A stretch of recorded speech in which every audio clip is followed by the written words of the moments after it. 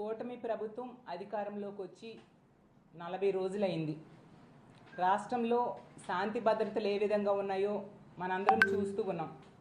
అత్యంత దారుణంగా మహిళలకి రక్షణ లేని పరిస్థితి మనకు కనిపిస్తూ ఉంది. రోజుకొక సంఘటన. గత 2-3 రోజులుగా అయితే రోజుకి 2-3 దారుణమైన సంఘటనలు మనం చూస్తూ ఉన్నాం. నిజంగా రాష్ట్రంలో ఉన్న ఆడపిల్లల తల్లిదండ్రులు భయపడిపోయే పరిస్థితి, తమ బిడ్డల్ని బయటికి పంపాలంటే భయపడిపోయే పరిస్థితి. ఇంతగా లా అండ్ ఆర్డర్ దెబ్బతినడానికి కారణం అర్థం కావట్లేదు. ఎంత దారుణంగా ప్రభుత్వం ఆడపిల్లలకి రక్షణ ఇవ్వడంలో వైఫల్యం చెందింది మనం అర్థం చేసుకోవచ్చు. అసలు నంద్యాల జిల్లాలో ముచ్చిమర్రిలో అయితే ఇన్ని రోజులు, ఇంచుమించు 12 రోజులైనా కూడా ఆ ఆడబిడ్డ మృతదేహాన్ని కనిపెట్టలేకపోయారు అంటే ప్రభుత్వం తాలూకా చేతకానితనం మనకు క్లియర్గా అర్థమవుతూ ఉంది. కనీసం ఈ రోజు కూడా ముఖ్యమంత్రి గారు కానీ, డిప్యూటీ సీఎం గారు కానీ, హోమ్ మినిస్టర్ గారు కానీ, మంత్రులు కానీ ఎవరు ఆ కుటుంబానికి పరామర్శకు వెళ్ళలేదంటే ఎంత దారుణం వైఫల్యం, ఎంత దారుణమైన నిర్లక్ష్యం మనకు అర్థం అవుతూ ఉన్న పరిస్థితి మనం చూసాం.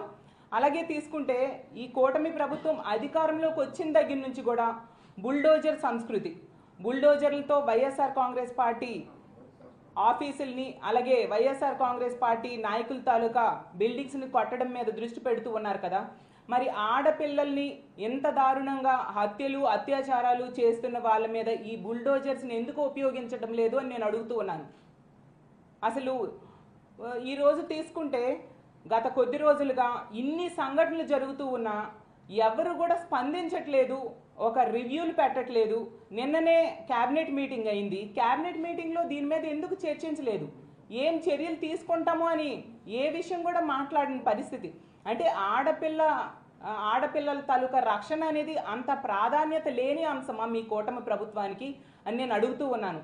అసలు ఆడపిల్లలు అనే వాళ్ళు ఉన్న ప్రతి ఇంట్లో కూడా ఈరోజు వణికిపోతూ ఉన్న పరిస్థితిని మీరు కల్పించారు. అసలు తీసుకుంటే చంద్రబాబు నాయుడు గారైనా, పవన్ కళ్యాణ్ గారైనా, లోకేష్ గారైనా అంబానీ లాంటి వాళ్ళ ఇళ్లలో పెళ్ళిళ్ళకి వెళ్ళారు, తప్పులేదు.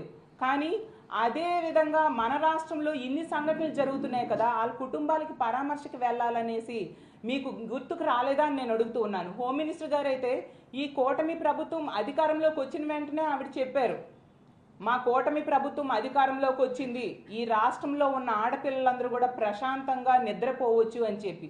ఎక్కడ నిద్రపోతూ ఉన్నారు? హోమ్ మినిస్టర్ గారి సొంత నియోజకవర్గంలోనే మనం చూసాం, 2 ఆడోళ్ళకి బట్టలు చించి తెలుగుదేశం పార్టీ నాయకులు, కార్యకర్తలే కొట్టారు. అలాగే పక్క నియోజకవర్గం, అదే జిల్లా అనకాపల్లి జిల్లా పక్క నియోజకవర్గం రాంబెల్లి మండలంలో దర్శిని అనే అమ్మాయికి గొంతు కోసి చంపేశాడు. అసలు ఆ చంపిన సురేష్ అనే వ్యక్తి పోక్సో కేసు కింద అరెస్ట్ అయ్యి విడుదలైతే ఈ దర్శిని కుటుంబ సభ్యులు 3 సార్లు దర్శిని తాలూకా తండ్రి వెళ్ళి పోలీస్ స్టేషన్లో కంప్లైంట్ ఇచ్చాడు. ఇతను మళ్ళీ బయటకు వచ్చాడు, మా అమ్మాయిని మళ్ళీ వేధిస్తున్నాడు అంటే కనీసం అక్కడ పోలీస్ సిబ్బంది కానీ, ఎస్ఐ కానీ స్పందించిన పరిస్థితి. దాన్ని అలుసుగా తీసుకొని ఆ దుర్మార్గుడు ఇంటికి వచ్చి మరీ గొంతు కోసి చంపేశాడంటే మనం అర్థం చేసుకోవచ్చు ఎంత ఘోరంగా ఇక్కడ ప్రభుత్వం కానీ, పోలీస్ వ్యవస్థ కానీ ఉంది అనేసి. హోమ్ మినిస్టర్ గారు అయితే పక్కనే ఉన్న అనకాపల్లిలో సన్మానాలకి అటెండ్ అయ్యారు. కానీ ఇదే దర్శిని తాలూకా డెడ్ బాడీకి పోస్ట్ మార్టం పక్కనే జరుగుతున్న కుటుంబానికి పరామర్శకు వెళ్ళలేదు. అంటే ఎంత నిర్లక్ష్యంగా వీళ్ళందరూ వ్యవహరిస్తూ ఉన్నారో మనం అర్థం చేసుకోవచ్చు.